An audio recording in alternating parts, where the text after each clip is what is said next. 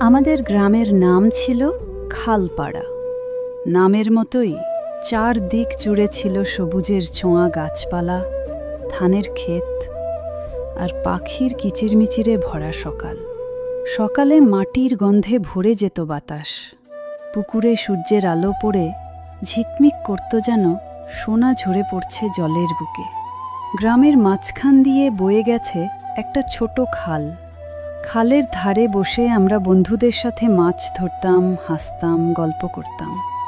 বর্ষার দিনে সেই খাল যেন গ্রামের প্রাণ হয়ে উঠত। বৃষ্টির পানিতে ফুলে উঠত আর আমরা মজা করে নৌকা চালাতাম।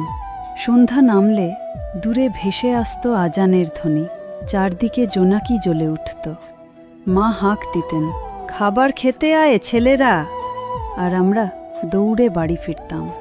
আজও চোখ বন্ধ করলে মনে হয় সেই গ্রামের বাতাসে এখনও মিশে আছে আমাদের শৈশবের হাসি, বন্ধুত্ব আর সেই অদ্ভুত শান্তি যা শহরে খুঁজে পাওয়া যায় না।